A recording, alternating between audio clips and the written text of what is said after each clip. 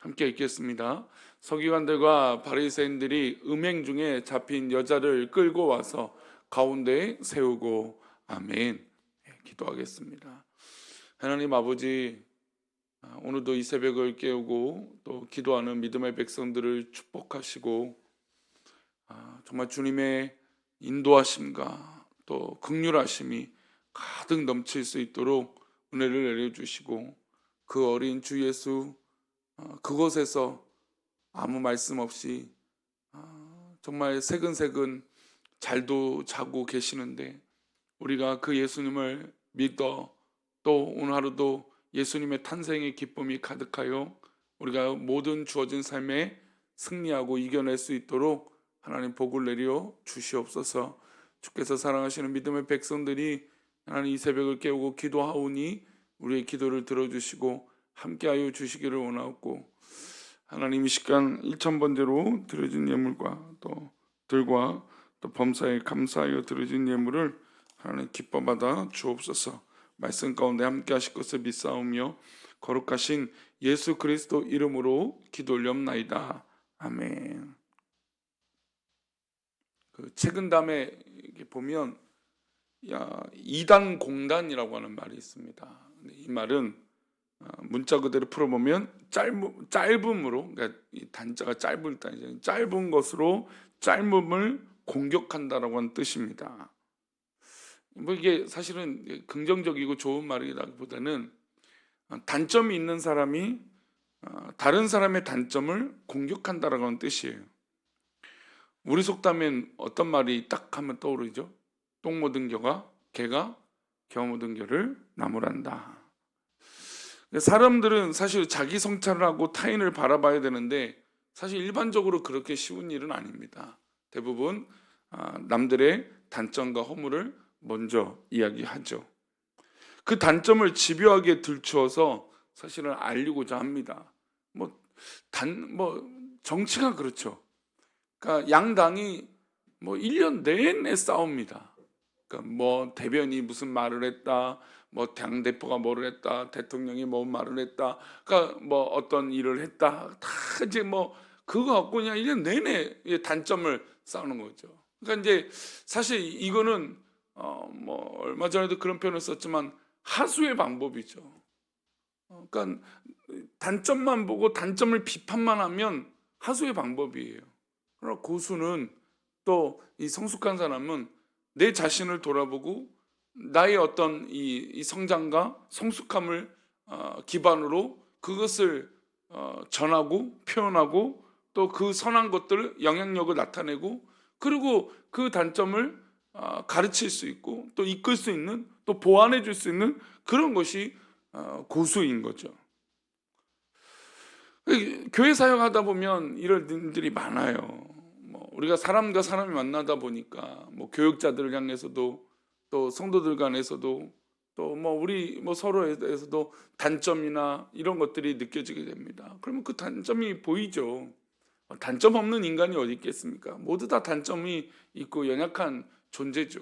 그래서 그 단점을 가지고 이야기하고 합니다. 그런데 이제 여기서 이제 책임지지 못할 선을 넘는 경우들이 있어요. 그러니까 누구나 비난도 할 수 있고 비판도 할 수 있어요. 근데 이제 이것이 불만으로 채워지게 되고 부정적인 것으로 채워지게 되고, 그리고 나를 돌아보지 않는, 전혀 그런 모습이 없는 채 그냥 깎아내리려고 하는 것은, 그래서 이제 결국에 이제 부딪히고 어려움이 생기게 된다는 것이죠. 오늘 본문에는 타인에게 지나치게 엄격하고 자신에게는 지나치게 관대한 사람들이 등장합니다. 이제 본문 배경은 초막절이 지난 다음 날이었습니다.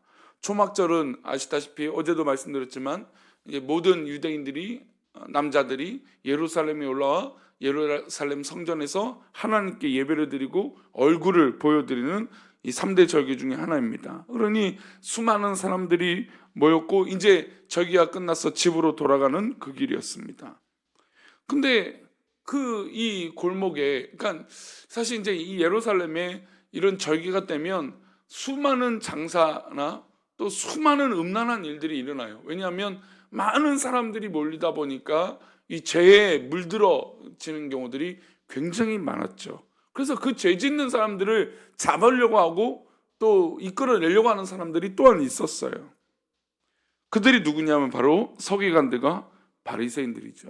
그러니까 서기관들과 바리새인들은 왜 그런 것을 하냐면 나는 하나님 말씀을 다 지킨다. 그런데 안 지키는 사람들을 잡아야 된다. 이런 생각을 갖고 있었던 사람들이죠. 그래서 축제를 마치고 어떤 이 허랑방탕한 삶을 살고 있었던 일탈을 일삼는 사람들을 잡아다가 공개 처형, 즉 뭐 사람들에게 보여져서 이 사람들이 이런 죄를 저질렀다라고 보여지는 일들이 있었다는 것이죠. 근데 오늘 이들에게, 그러니까 서기관들과 바리새인들에게 일종의 월척이 걸렸어요. 게다가 이 월척을 가지고 누구한테 나갔냐면 바로 예수님께 나옵니다. 우리 3절과 4절인데요. 함께 읽겠습니다. 서기관들과 바리새인들이 음행 중에 잡힌 여자를 끌고 와서 가운데 세우고 예수께 말하되 선생이여 이 여자가 간음하다가 현장에서 잡혔나이다. 그러니까 바리새인들과 이 서기관 입장에서는 이건 진짜 월척이죠. 게다가 초막절 이 절기에 끝날 무렵에 이 죄를 짓는 이 간음의 현장을 발견했으니 하나님 말씀을 빗대어서 이 간음한 사람들을 가만두면 안 된다 라고 하는 이 의미를 가지고 아마 막 열의가 올라서 이 일들을 하고 있었을 것입니다.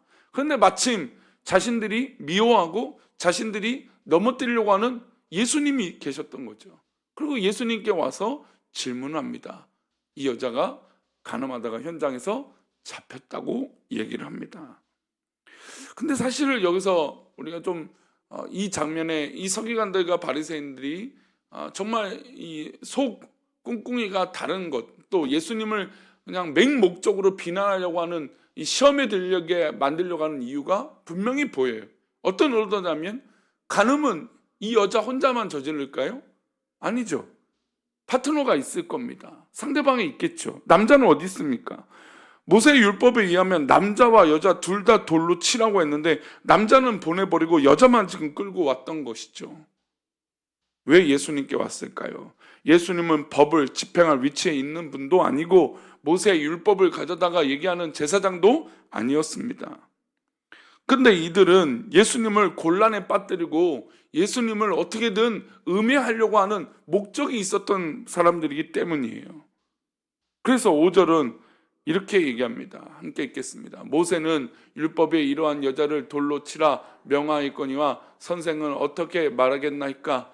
지금 예수님을 시험하려고 하는 목적이 이 질문에서도 단단히 보이죠. 모세는 분명히 이 율법에서 여자를 돌로 쳐서 죽이라고 하는데 어떻게 선생님은 뭐라고 얘기할 것입니까? 이런 이유 때문에 밤새도록 뒷골목을 헤집으면서 현행범을 잡아다가 예수님께 끌고 와서 어떻게든 예수님을 곤란에 빠뜨리라고 이 서기관들과 바리새인들이 각오했던 것입니다. 그런데 이 질문에는 예수님께 곤란한 질문이 됩니다. 첫 번째, 돌로 치라 하면 예수님에게 뭐가 없는 것일까요?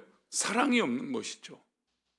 자, 그러면 용서하라고 그러면 예수님은 뭘 어기는 것이 될까요? 모세의 율법을 어기게 되는 것입니다. 그러니까 사실 단점을 발견하고 그 단점을 공격하는 건 사실 모든 것을 뭐 어떻게 얘기할 수 없게끔 돼버려요. 사람마다 뭐 이것이 이렇게 됩니다라고 말하면, 그러니까 교회 안에서 이런 단죄하는 것들이 굉장히 어려운 게, 뭐 잘못했습니다 말하면 뭐가 문제가 돼요? 사랑이 없어요.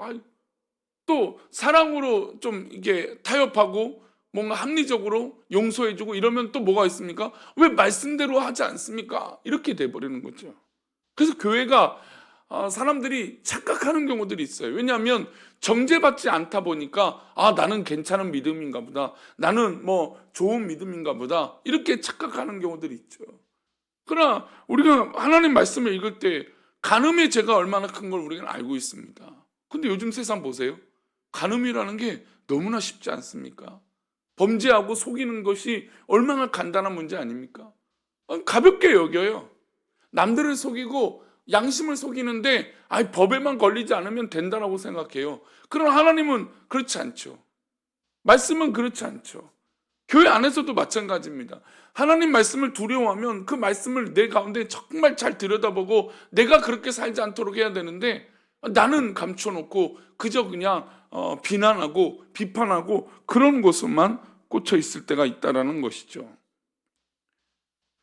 당장 예수님이 만약에 돌로 치라고 했으면 사랑이 없다라고 맹 공격을 했을 것이고, 만약에 그냥 놔줘라 했으면, 사랑으로 이해해주라 했으면 고발을 했을 것입니다.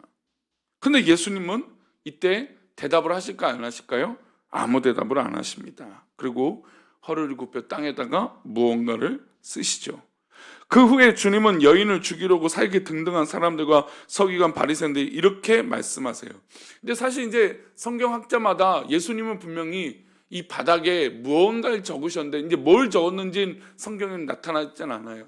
근데 예수님은 이들이 모여있는 사람들이 아마 죄를 다 알고 계셨을 거고, 바닥에 글을 쓰시는 게 아마 그들의 죄일 것이다, 이렇게 해석하는 것들을 굉장히 많이 보죠. 그러니까 예수님은 다 알고 있는 분이시니까. 그래서 예수님이 그 땅에다가 무언가를 적으시고 이렇게 말씀하세요. 7절입니다. 함께 읽겠습니다. 그들이 묻기를 마치 아니하는지라. 이에 일어나 이르시되 너희 중에 죄 없는 자가 먼저 돌로 치라 하시니. 그들이 묻기를 못하는 거예요.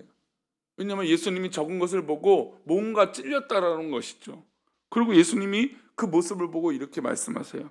너희 중에 죄 없는 자가 먼저 돌로 치라. 유명한 말씀이죠.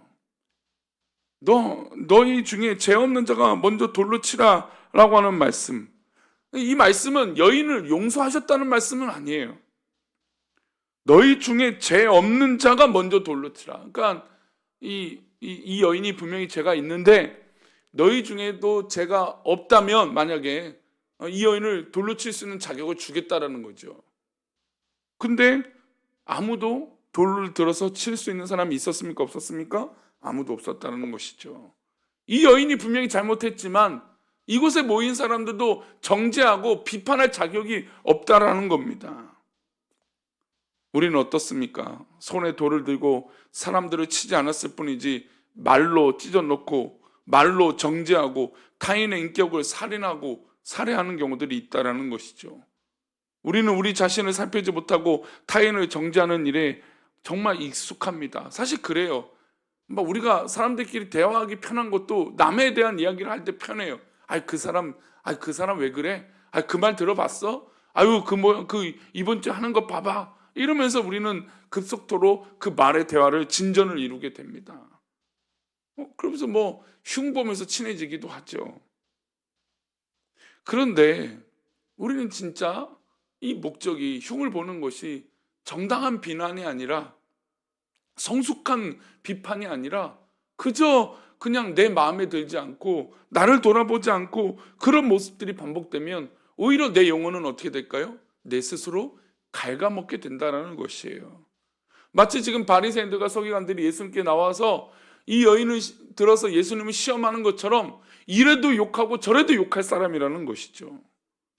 예수님께서 오늘 우리에게 말씀하십니다. 누군가를 이야기하기 전에 나의 내면을 돌아보라는 것이죠. 오늘 우리가 주님의 말씀을 따르고 실천하는 사람이 되기를 축원합니다. 그러면 주님은 가늠하다가 현장에서 잡혀온 여인을 어떻게 하실까요? 우리 11절입니다. 함께 읽겠습니다. 대답하되 주여 없나이다. 예수께서 이르시되 나도 너를 정죄하지 아니하노니 가서 다시는 죄를 범하지 말라 하시니라. 여인이 죄가 없다는 말씀이 아닌 것을 다시 한번 짚어주신 것이에요. 이 여인은 분명 죄인입니다. 예수님께서 우리에게 용서를 하시지만 우리가 죄 없다라고 말씀하시는 게 아니에요. 죄가 있음에도 불구하고 기회를 주신 거죠. 이거를 일종의 법 집행에서 뭐라고 얘기했냐면 집행유예라고 얘기합니다. 이 집행유예 기간 가운데 우리가 했던 죄를 또 반복하면 어떻게 될까요? 용서받지 못하죠. 이 집행을 해야 되지만 유예를 시켜주는 거예요. 그러니까 기회를 주는 거죠. 예를 들어서 초범이라든지 아니면 실수라든지 이런 경우들이 있을 때, 그리고 정말 이 용서를 바라는 그런 마음으로 있다면 집행을 유예해 주는 법이 있어요. 예수님도 우리에게 기회를 주시는 거죠. 사실 우리 또한 똑같은 죄인 아닙니까? 죄의 영역과 방법만 다른 거지 우리 또한 하나님 앞에 범죄한 죄인 아닙니까? 그러니 예수님이 이 땅에 오신 것이죠. 그 예수님이 우리에게 기회를 주신 거예요. 우리의 죄를 넘겨주시고 기회를 주시고 유예를 시켜주신 것이죠. 그러니 우리가 이 은혜를 입은 자로서 우리 자신을 정말 돌아보고 내가 앞으로 천국에 가서 하나님 앞에 부끄럽지 않는 그런 믿음의 삶을 살도록 바로 서야 될 줄 믿습니다. 이 여인이 이렇게 크게 용서받았습니다. 우리가 잘 알잖아요. 우리 또한 얼마를 빚진 자입니까? 우리 또한 1만 달란트 빚진 자예요. 한 달란트 빚진 자가 아니에요. 우리 모두 다 1만 달란트 빚진 자죠. 우리 똑같은 사람들이에요. 다 모두 다 1만 달란트 빚졌는데 야, 저 사람은 1만 1달란트 빚졌나 보다.